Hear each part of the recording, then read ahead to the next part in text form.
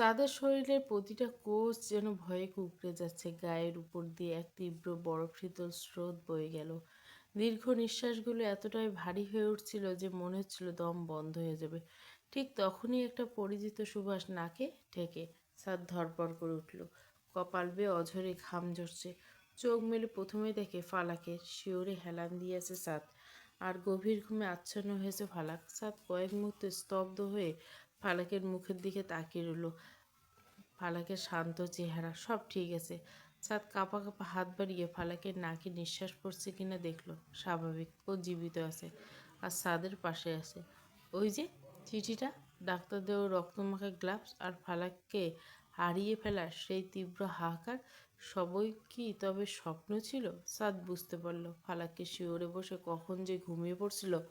অবচেতন মনের আতঙ্কটাই ভয়ঙ্কর এক দুঃস্বপ্ন হয়ে দেখা দিছে। সাদ খুব সন্তর্পণে ফালাকের বুকের কাছে টেনে নিল। ঘুমে থাকা ফালাক একটু নড়ে চড়ে সাদের বুকে মুখ লুকালো। সাদের মনে হলো ও যেন হারানো কোনো স্বর্গ ফিরে পেয়েছে।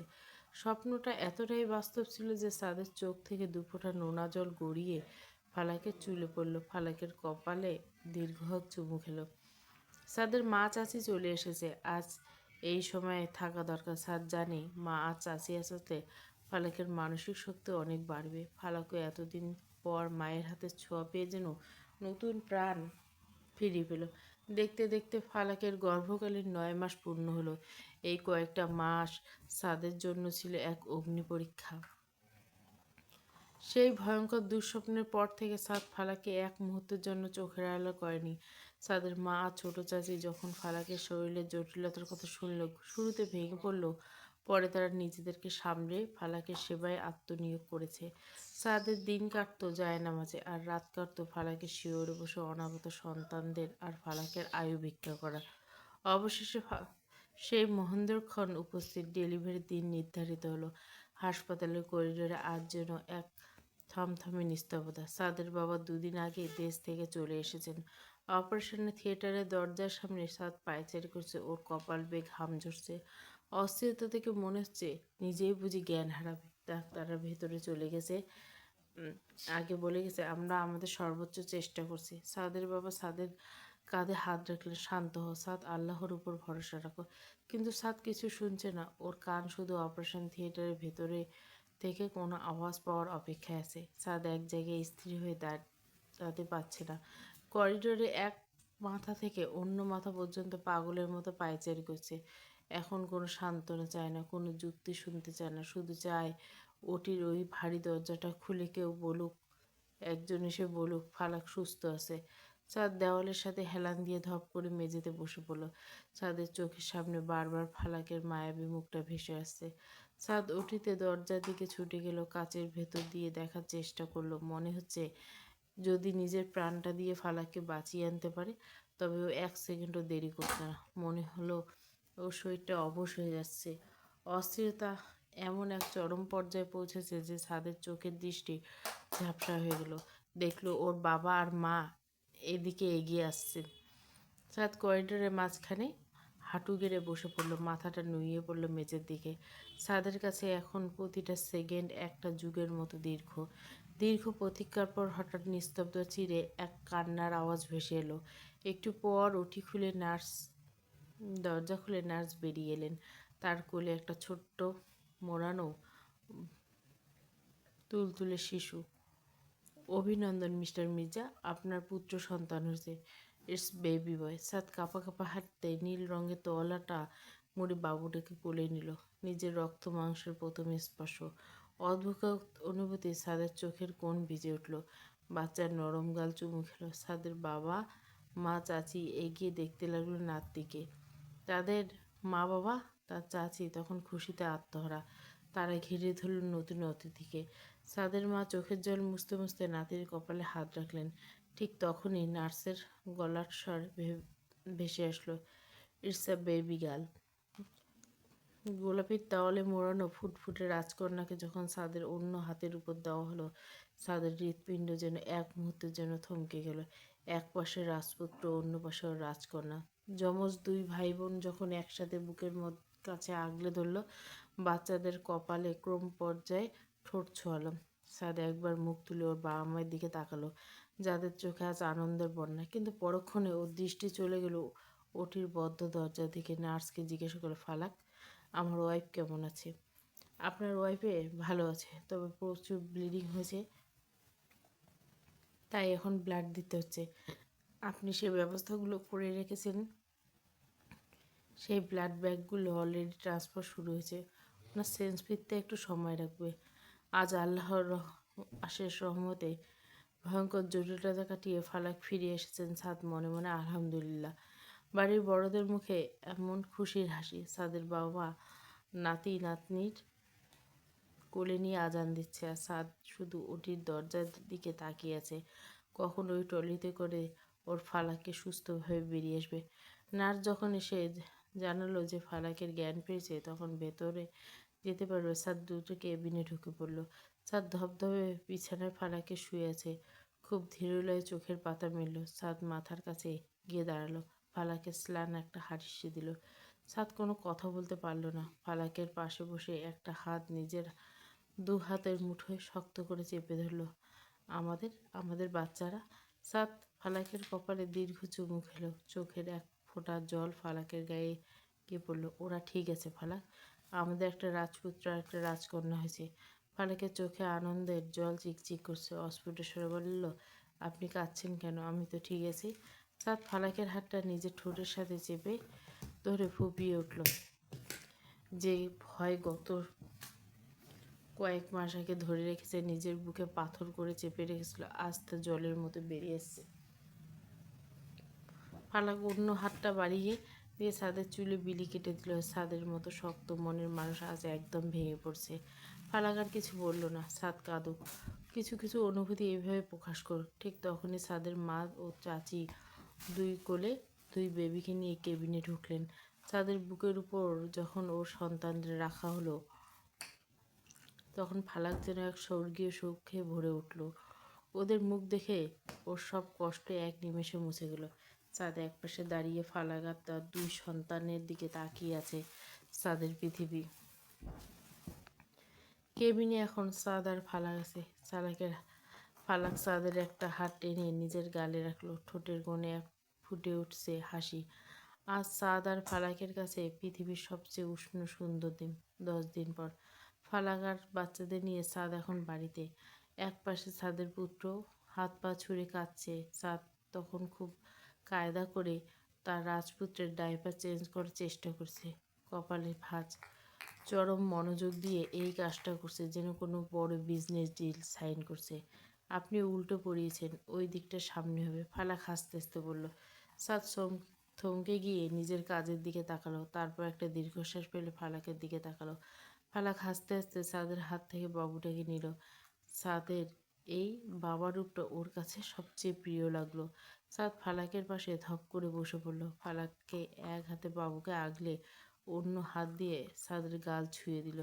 আপনি অনেক ক্লান্ত হয়ে গেছেন, সারাদিন আপনি ওদের সামলান, আমাকে ঘুমানোর সুযোগ দেন, অথচ আপনার নিজেরও তো বিশ্রাম দরকার। সাদ এবার ফালাকের হাতটা নিজের ঠোঁটে চেপে ধরে চুমু খেল। তুমি তো 9 মাস যে ধকল সহ্য করছো, তার তুলনায় আমার এই কয়েক রাত জাগা কিছুই না। ঠিক তখনই সাদের রাজকন্যা জেগে উঠে সরু গলায় কান্না শুরু করলো। সাদ চট করে ওকে করে তুলে নিয়ে রুমময় হাঁটতে লাগলো আর নিচু স্বরে গুনগুন করে গান গাইতে লাগলো। ফালাক অপলক দৃষ্টিতে ওর জীবনের সবচেয়ে সুন্দর দৃশ্যটা দেখতে লাগলো। ফালাক হালকা গোলাপি রঙের একটা ওভার করা সাদা স্কার্ফ জড়িয়ে বাগানময় ধীর পায়ে হাঁটছে। কোলে ছোট্ট আয়রা। আয়রাও চোখ মেলে বাগানের রঙিন ফুলগুলো দেখছে আর হাত পা ছুটছে। পাশে হাঁটছে ন্যানি এলিজাবেথ, তার কোলে আরিশ। আরিশ যেন খুব মনোযোগ দিয়ে বাগানের বড় বড় গাছের দিকে তাকিয়ে প্রকৃতির রহস্য বোঝার চেষ্টা করছে। সাদ আর ফালাকের ছেলের নাম আরিশ আর মেয়ের নাম আয়রা। আরিশ আর আয়রার এখন 6 মাস চলছে। বাগান থেকে ফিরে ফালাক বাচ্চাদের নিয়ে তাদের রুমে ঢুকলো। আয়রা আর আরিশের এখন খাবারের সময় হয়েছে। ফালাক অতি সাবধানে দুজনকে তাদের ডাবল দোলনায় শুয়ে দিল। লক্ষ্য করলো আরিশ আর আয়রা দুজনে খুব ফুরফুরে মেজাজে আছে। ওরা দোলনায় শুয়ে শুয়ে হাত পা ছুটছে আর নিজেদের মধ্যে আধো আধো ভাষায় কি যেন বলছে। ফালাক ওদের কপালে একটি করে চুমুক দিয়ে দ্রুত কিচেনে গেল দুধ রেডি করতে। কিচেনে নিয়ে ফালাক খুব সতর্কতার সাথে ফিডারগুলো স্টেরিলাইজ করে দুধ তৈরি করলো। দুধ নিয়ে ঘরে ফিরে ফালাক এক অদ্ভুত সুন্দর দৃশ্য দেখলো। আরিশ আর আয়রা দুজনের দোলনায় পা উঁচিয়ে খেলছে। আরিশ তার নিজের পায়ের আঙ্গুল ধরার চেষ্টা করছে আর আয়রা সেটা দেখে হাসছে। বাচ্চাদের এই চাঞ্চল্যতা দেখে ফালাকের মনটা ভরে গেল। কাছে গিয়ে ফালাক আয়রাকে একটু চেক করে করতে বুঝলো ওর ডাইপার চেঞ্জ করা দরকার। ডাইপার চেঞ্জ করে আয়রাকে ফ্রেশ করে নিয়ে ফালাকের হাতে ফিডার হাতে নিল। ন্যানি এলিজাবেথ ঠিক সেই সময় রুমে ঢুকলেন। তিনি আরিশকে নিজে কোলে তুলে নিলেন ফিডার খাওয়ানোর জন্য, আর ফালাক আয়রাকে নিয়ে বিছানায় হেলান দিয়ে বসলো। আয়রা ফালাকের কোল ঘেঁষে শুয়ে ফিডার খেতে শুরু করলো। ওর ছোট ছোট হাতগুলো দিয়ে ফিডার আঁকড়ে ধরার চেষ্টা করছে। ন্যানির কোলে আরিশ খুব শান্ত হয়ে দুধ খাচ্ছে। পুরো রুমটায় যেন এক শান্ত স্নিগ্ধ পরিবেশ। শুধু বাচ্চাদের দুধ খাওয়া নয়, একটা মৃদু শব্দ ফালাকের মনে মনে ভাবছে, জীবন কত দ্রুত বদলে গেল। কয়েক মাস আগে এই রুমে একা ছিল, আর আজ তার চারপাশে দুটো প্রাণ। সাদ রাতে বাসায় ফিরল। চোখ দুটো খুঁজে বেড়াচ্ছিল তার কলিজার টুকরো দুটোকে। সাদ রুমে ঢুকে দেখলো ফালাক বাচ্চাদের নিয়ে ব্যস্ত, ব্রেস্ট ফিডিং করাচ্ছে। দ্রুত ওয়াশরুমে গিয়ে ফ্রেশ হয়ে একটা পাতলা টি শার্ট আর ট্রাউজার পরে বেরিয়ে এলো। ভেজা চুল থেকে টপ টপ করে পানি পড়ছে, সেদিকে ওর কোনো খেয়াল নেই। সরাসরি গিয়ে বিছানায় বসে আরিশকে কোলে তুলে নিল। বাবাকেই পেয়ে আরিশের আয়রা যেন হাতে চাঁদ পেল। হাত পা ছুঁড়ে আদো আদো শব্দে তারা সাদের সাথে যেন গল্প জুড়ে দিল। ফালাক কিছুক্ষণ আগে অন্য রুমে গিয়েছিল। রুমে ঢুকে দেখলো সাদ বিছানায় বসে আরিশকে উঁচুতে তুলে খেলা করছে, আর আয়রা সাদের পায়ের উপর দিয়ে হামাগুড়ি দেওয়ার চেষ্টা করছে, কিন্তু সাদের ভেজা চুল থেকে পানি পড়ছে। ফালাক স্লান হেসে সাদের দিকে তাকালো। সাদের পরনে সাদা একটা টি শার্ট আর ট্রাউজার, চুলগুলো অবিন্যস্ত, চোখের ঘুমের রেশ। অথচ এই অগোছালো সাদকে আজ ফালাকের কাছে পৃথিবীর সবচেয়ে সুদর্শন পুরুষ মনে হচ্ছে। এই মানুষটা একটা আস্ত পাগল। ঠিক মতো চুল না মুছে বাচ্চাদের কাছে চলে এলো, কোলে নেওয়ার জন্য একদম পাগল হয়ে থাকে। বাইরে থেকে এসে একটু কি তর্স হয় না আপনার? সাদ কোনো উত্তর দিল না। ফালাকের এই শুকনো টাওয়াল হাতে নিয়ে সাদের পিছনে গিয়ে দাঁড়ালো। সাদ তখনও বিছানায় বাবুদের মাঝখানে বসে আছে। ফারাক সাদের মাথাটা টাওয়াল দিয়ে জড়িয়ে খুব যত্ন করে চুল মুছতে শুরু করলো। এই, আপনি কি এখনো বাচ্চা আছেন? এভাবে ভেজা চুলে থাকলে তো আপনার ঠান্ডা লাগবে। আপনার কি একদমই নিজের শরীরের দিকে খেয়াল নেই? সাদ ফালাকের হাতের ছোঁয়া পেয়ে একটু শান্ত হলো, মুখ ফিরিয়ে হাসলো। আমার খেয়াল রাখার জন্য তো তুমি আছো ফালাক। তাও এখন আপনি একা নন, আপনার উপর এই তিনটা মানুষের জীবন নির্ভর করে। আপনার এই খামখেয়ালি কবে যাবে? সাদ এবার ফালাকের কোমর জড়িয়ে ধরে কাছে এনে বলল, যাবে না এই খামখেয়ালি। ছোট্ট রুমে শুধু ভালোবাসা, বাচ্চাদের কলকলানি আর এক দাম্পত্যের পরম নির্ভরতা। আরিশের আয়েশা যেন বাবা মায়ের এই ভালোবাসার ভঙ্গি থেকে আরও জোরে হাত পা ছুটতে লাগলো। আরিশ অনেক আগে ঘুমিয়েছে, কিন্তু আয়রা আজ ঘুমাচ্ছে না। সাদ আয়রাকে বুকে নিয়ে পায়চারি করে অবশেষে ওকে ঘুম পাড়ালো। সাদ খুব সাবধানে শুইয়ে দিয়ে সাদ যখন সোজা হয়ে দাঁড়ায়, তখন ওর চোখ গেল ড্রেসিং টেবিলের সামনে দাঁড়িয়ে থাকা ফালাকের দিকে। ফালাক আজ একটা ধবধবে সাদা রঙের জামদানি শাড়ি পরেছে। এক মুহূর্তে ওকে যেন কোনো রূপকথার পরী মনে হচ্ছে। আয়নার সামনে দাঁড়িয়ে খুব ধীরে লয়ে নিজের চুলগুলো গুছিয়ে একটা হাত খোপা করছে। ঘাড়ের কাছে কয়েকটা অভদ্র চুল অবহেলায় ঝুলে আছে। এদিকে সাদের তৃষ্ণার্ত চোখ জোড়া যেন ঠিক কতটা গভীরভাবে পর্যবেক্ষণ করছে তা ফালাকের অজানা। ছাদ নিঃশব্দে ঠিক পেছনে এসে দাঁড়ালো। ফালাক কিছু বুঝে ওঠার আগে সাদ ফালাককে পাজা করে তুলে নিল। এ কী করছেন? ছাড়ুন। সাদ ফালাকের চোখের দিকে স্থির দৃষ্টিতে তাকিয়ে বলে, চুপ, একদম কথা বলবে না। ফালাক অপ্রস্তুত হয়ে সাদের গলা জড়িয়ে ধরল। সাদ ফালাককে নিয়ে ধীর পায়ে ওদের পাশের রুমটার দিকে পা বাড়ল। হঠাৎ এভাবে কোলে নিলেন কেন? সাদ থামল না, ফালাককে আরও শক্ত করে নিজের বুকের সাথে মিশিয়ে নিল। ফালাকের সাদা শাড়ির আঁচলটা মেঝের কার্পেট ছুঁয়ে লুটিয়ে পড়ছে। সাদ অন্য রুমে ঢুকে দরজাটা বন্ধ করে দিল। রুমের ফালাককে খুব আলতো করে নামিয়ে দিল, কিন্তু বাহুডোর থেকে মুক্ত হতে দিল না। ফায়ারপ্লেসে আগুনের আভা ফালাকের সাদা শাড়ির প্রতিফলিত হয়ে এক অপার্থিব পরিবেশ তৈরি করেছে। সাদের নিঃশ্বাস ফালাকের ঘাড়ে পড়তে শিউরে উঠল। ফালাক সাদের শার্টের কলারটা খামচে ধরে চোখ বুজল। সাদের দুহাত ফালাকের খোপাটা খুলে দিতে একরাশ কালো মেঘের মতো চুল ছড়িয়ে পড়ল বিছানায়। একরাশ মেঘের মতো চুলগুলো বিছানায় ছড়িয়ে পড়তে সাদ ফালাকের চুলের ঘানে নিজেকে ডুবিয়ে দিল। সাদ নিজের টি শার্ট খুলে বহু দূরে ছুঁড়ে মারল। পেশিবহুল বুকটা ফালাকের নরম শরীরের সাথে মিলেমিশে একাকার হয়ে গেল। সাদের বাহু ধরে ফালাক নিজের সঁপে দিল এক পূর্ণ সমর্পণে। শাড়ির ভাঁজগুলো ক্রমে আলগা হয়ে গেল। সেই রাত সাদ আর ফালাক একে অপরের নিঃশ্বাসে নিঃশ্বাসে মেলাল। দুটি হৃদয় একে অপরের প্রতি তীব্র টান আর আত্মিক এক মিলন ঘটল। ফালাক অনেকক্ষণ ধরে চেষ্টা করছে আরিশকে কোলে ছাদ থেকে নামাতে। ওর পছন্দ খেলনা দিল, ন্যানি এলিজাবেথকে ডাকলো, এমনকি আয়রাকে ওর পাশে শুয়ে দিল। কিন্তু আরিশ এক কথা যেন সে বাবার গলা ছাড়বে না। সাদ কোল থেকে নামাতে নিলে সে মুখ লাল করে এমন কান্না শুরু করে দিয়েছে যে সাদের এসব দেখে বুক ফেটে যাচ্ছে। আপনি জানতো ও একটু পর শান্ত হয়ে যাবে, এভাবে কোলে নিয়ে থাকলে তো আপনি দেরি হয়ে যাবে। সাদ আরিশের পিঠে হাত বুলিয়ে আদর করতে করতে ফালাকের দিকে তাকাল। না ফালাক, এভাবে কান্না রেখে আমি কাজে মন দিতে পারবো না আজ না। হ্যাঁ, আরিশ আমার সাথে অফিসে যাবে। ফালাক অবাক হয়ে তাকিয়ে রইল। সাদ সত্যি আরিশকে কোলে নিয়ে গাড়ির দিকে পা বাড়ল। সাথে নিল আরিশের ডায়পার, ব্যাগ আর দুধের ফিল্টার। সাদ তার ব্ল্যাক মার্সিডিজ থেকে নামলো। সবার চোখ ছানা পড়া। বডিগার্ডরা দৌড়ে এসে দরজা খুলে দিল আর দেখলো তাদের গম্ভীর বস এক হাতে ব্রিফকেস, অন্য হাতে একটা ফুটফুটে শিশুকে আগলে রেখেছে। অফিসের রিসেপশন থেকে শুরু করে কেবিন পর্যন্ত সবাই আরিশকে দেখে মুগ্ধ। কয়েকজন এগিয়ে এলো কোলে নিতে, কিন্তু আরিশ তার বাবার শার্টের কলার খামচে ধরে সবার দিকে এমনভাবে তাকাচ্ছে যেন বলছে, খবরদার আমার বাবার কাছে কেউ আসবে না। আজকের প্রজেক্টটা ছিল কয়েক মিলিয়ন ডলার। কনফারেন্স রুমে বিশাল টেবিলে চারিদিকে নামি দামি ইনভেস্টররা বসে আছেন। সাদ ভেতরে ঢোকা মাত্র সবাই বিস্ময়ে উঠে দাঁড়ালো, কিন্তু সবার চোখ মুখে বিস্ময়। সাদ নিজের চেয়ারে বসলো, কোলে তার ছেলে। আরিশ তখন সাদের টাইটা নিয়ে খেলতে ব্যস্ত। জেন্টলম্যান, আজকে মিটিং শুরু করার আগে একটা কড়া নির্দেশ, কেউ উচ্চস্বরে কথা বলবে না, কোনো তর্ক বিতর্ক না, চিৎকারের শব্দ যেন না শুনি। আমার ছেলে ভয় পেয়ে গেলে কিন্তু আপনাদের কেরিয়ারের জন্য সেটা ভালো হবে না। আশা করি মনে থাকবে। পুরো মিটিং রুমে পিনপতন নীরবতা নেমে এলো। সবাই এতটাই সাবধানে প্রেজেন্টেশন দিচ্ছিল যেন ফিস ফিস করে কথা বলছে।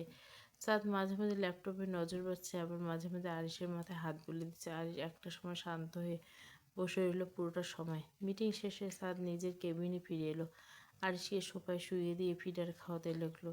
ঠিক তখনই সাদের ফোনে স্ক্রিনে জ্বলে উঠলো ফালাকের ভিডিও কল। সাদ কলটা রিসিভ করে ক্যামেরাটা আরিশের দিকে ধরলো। কী অবস্থা আপনাদের দুই সাহেবের? মিটিং কি সাকসেসফুল নাকি আরিশ নিজেই প্রেজেন্টেশন দিয়েছে? সাকসেসফুল। ভিডিও কলের ওপাশে ফালাকের হাসি মাখা মুখ দেখে সাদের সারাদিনের ক্লান্তি নিমেষে উধাও হয়ে গেল। আরিশ যখন ফিডার শেষ করে তৃপ্তির ঢেকুর তুলে ওর বড় বড় চোখ করে স্ক্রিনে তার মাকে দেখছে। আমি আসছি হাফ অ্যান আওয়ারের মধ্যে। আচ্ছা, আরিশকে সাবধানে নিয়ে আসবেন, আর শার্টের বোতামটা একটু ঠিক করে নিন।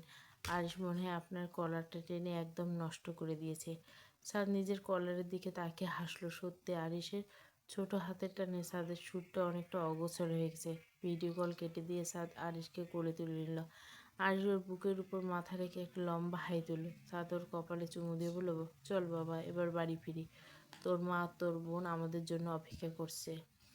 অফিসের করিডোর দিয়ে সাদ আবার বেরিয়ে এলো। তখন সবার চোখে মুখে শুধু একটাই কথা, সাদ মির্জা সত্ত্ব এতটা কেয়ারিং বাবা হতে পারেন তা কল্পনার বাইরে ছিল।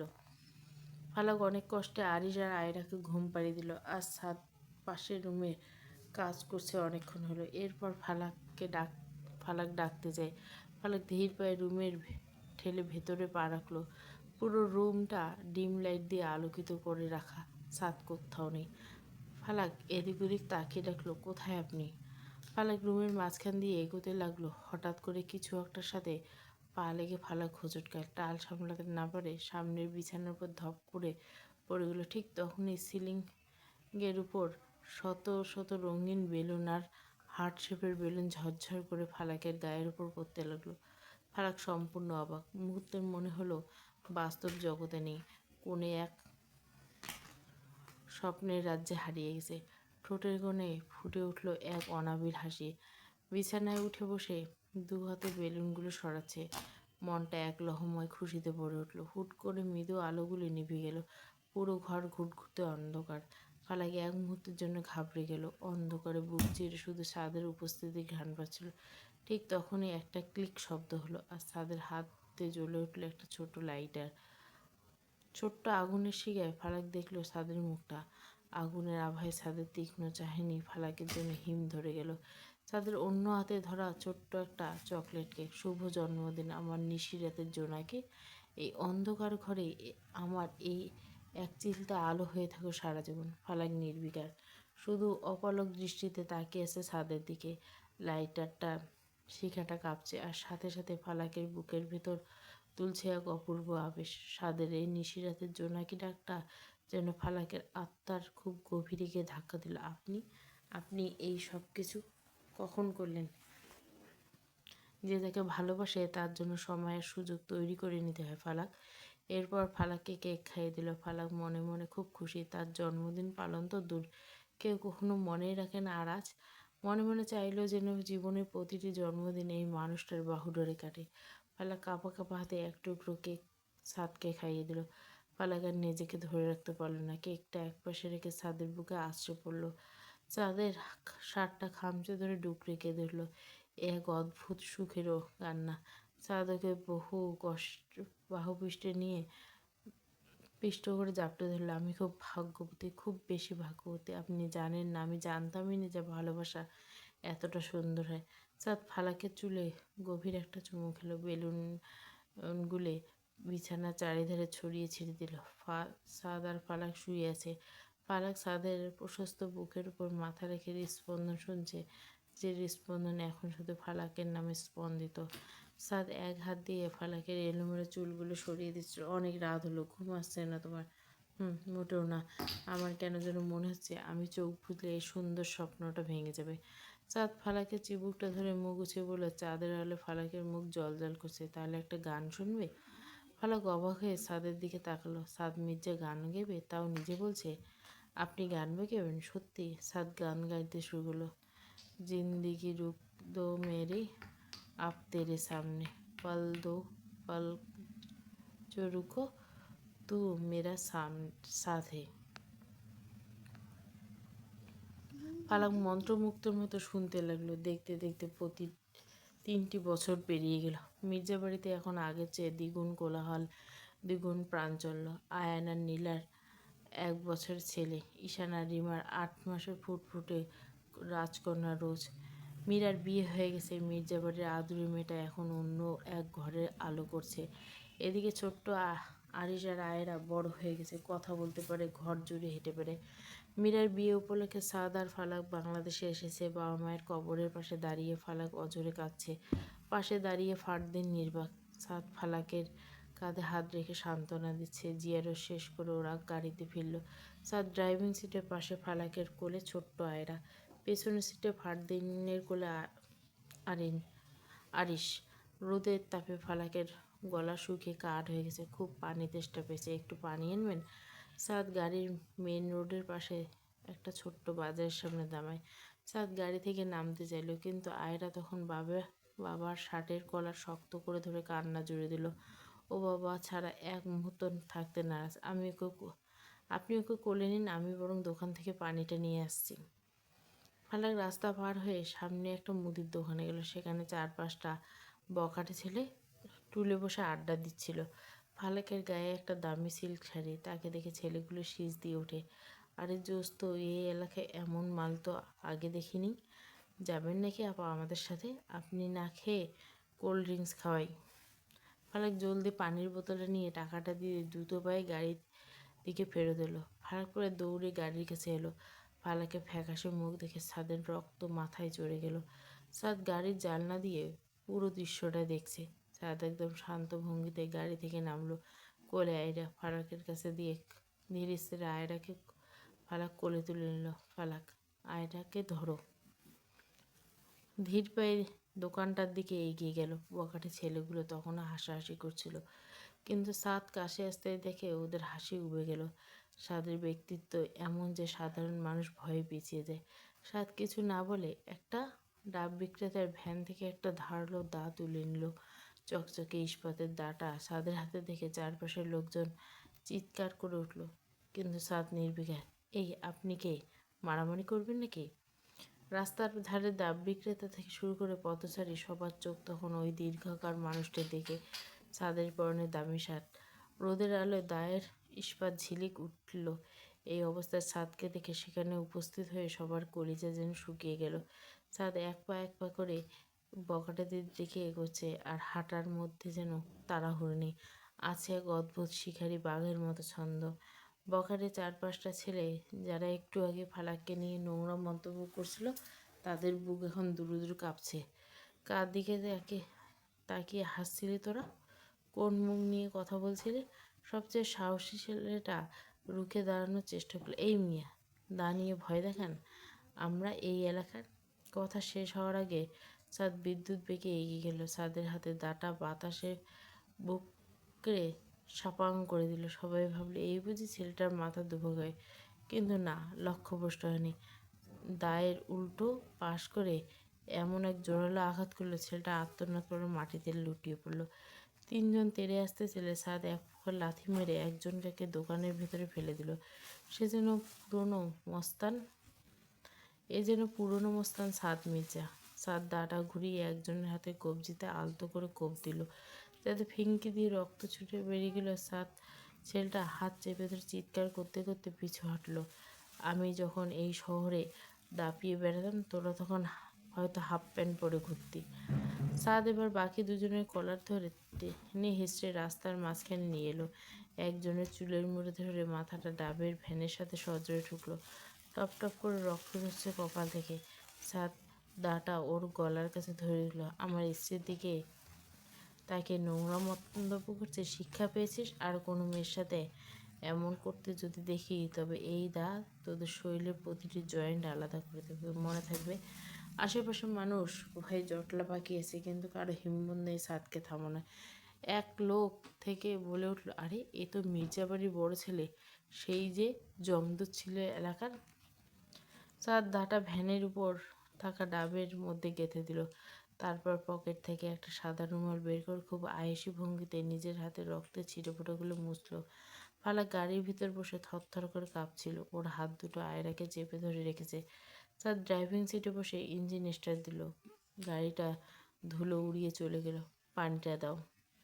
ফালাক কাঁপা কাঁপা হাতে পানির বোতলটা বাড়িয়ে দিল। ফালাক বুঝতে পারল সাদ মির্জার ভিতরে যে ভয়ঙ্কর মস্তানটা এখনো জ্যান্ত আছে।